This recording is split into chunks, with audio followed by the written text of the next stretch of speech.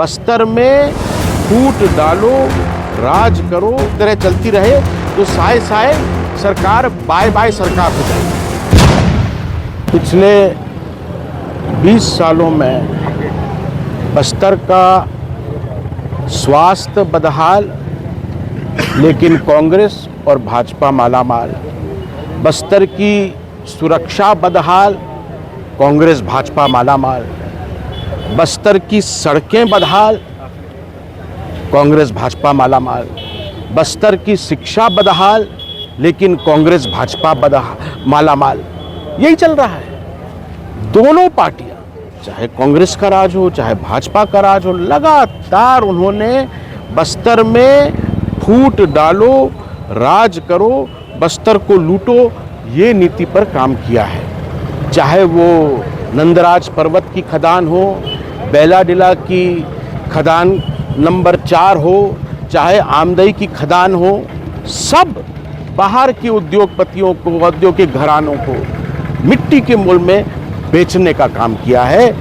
पहले यहाँ बस्तर वासियों को छठी अनुसूची के नाम पर आदिवासी, गैर आदिवासी बताकर लड़ाने का कोशिश किया गया। फिर नक्सलवाद के नाम पर लोगों को बांटने का काम किया गया। सलवा जुड़ुम के नाम पर कोया को, दोरला को, मारिया को, मुरिया को आपस में लड़ाने का काम किया गया। अभी बीजेपी के द्वारा धर्म के नाम पर बस्तरवासियों को बांटने का काम किया जा रहा है। और अब तो मैं सुन रहा हूं कि पृथक बस्तर राज की मांग करके बस्तरियों को और छत्तीसगढ़ गढ़ियों को आपस में भिड़ाने का काम भी किया जा रहा है। मतलब बस्तर में केवल फूट डालने का काम हो रहा है, केवल लूटने का काम हो रहा है। इन सब बातों को लेकर हमने 17 सूत्री मांग पत्र बनाया है।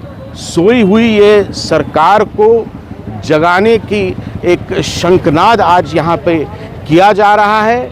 ये जो बोलते हैं साए साए सरकार है, अगर इसी तरह चलती रहे तो साए साए सरकार बाय बाय सरकार हो जाएगी। क्या रहेगी मांगे आप लोगों की? हमारी जो प्रमुख मांगे हैं, सबसे पहले तो यहाँ पे जो स्वास्थ्य सेवाएं पूरी तरह से बदहाल पड़ी हुई हैं। अभी तक चाहे वो कांग्रेस की सरकार थी, चाहे वो भाजपा की सरकार है, एक भी न्यूरो सर्जन, न्यूरोलॉजिस्ट को यहाँ पे भेजा नहीं गया है। वो भेजना चाहिए। जो सुपर स्पेशलिटी अस्पताल बन के तैयार हुआ है, अभी खंडर बनने को जा रहा है, उसका क्या कर रही है सरकार? इस पे भी सरकार को कुछ बताना पड़ेगा। जो यहाँ पर बस्तर वासियों को, हमारे नौजवानों को नौकरियां नहीं मिल रही हैं, उस पर सरकार को जवाब देना पड़ेगा। जो मक्का खदान, मक्का उद्योग और बांस वाला उद्योग चालू होना था कोंडागांव में, बीजापुर में, क्यों अभी तक चालू नहीं हुआ है, इस पर भी सरकार को जवाब देना पड़ेगा। अभी बरसात के समय जो पोलावरम बांध के कारण कोंटा से लेकर छिंदगढ़ तक पूरा इलाका डुबान में आ गया। सुजला श्रीवंती और देवदुल्ला बांध के कारण पूरा जो बीजापुर का इलाका है, वहाँ के लगभग 40 पंचायत पहुँच विहीन हो गए।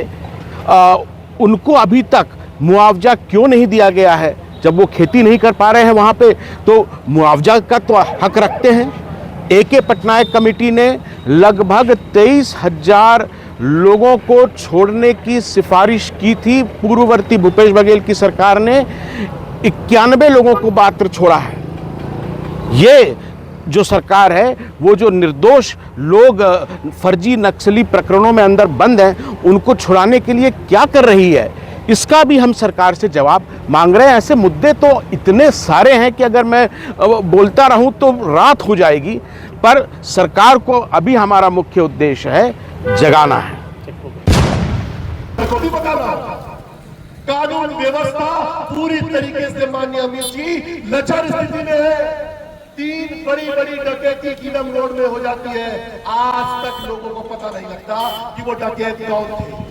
हत्याएं हो रही है, बेलगाम कानून व्यवस्था हो गया है, क्योंकि थानों को नीलाम किए जाएंगे तो बेचारे IPS और IAS काम नगर आदरणीय स्वर्गीय अजीत जोगी की तपस्या का परिणाम है।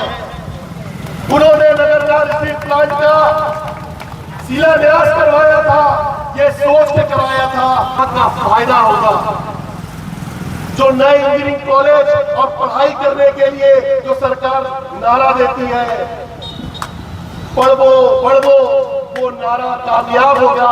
आज पढ़कर तकनीकी पढ़ाई कर बेरोजगारी का काम कर रहा है, और जब कुछ नहीं मिल दिशा में धकेलने वाली है सरकार की जितनी निंदा उतना कम।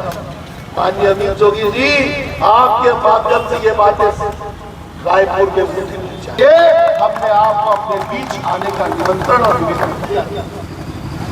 हमने सोचा था कि छत्तीसगढ़ में कांग्रेस की सरकार आई, छत्तीसगढ़िया मुख्यमंत्री बना, तो चलो छत्तीसगढ़ के लोगों का कोई भला होगा।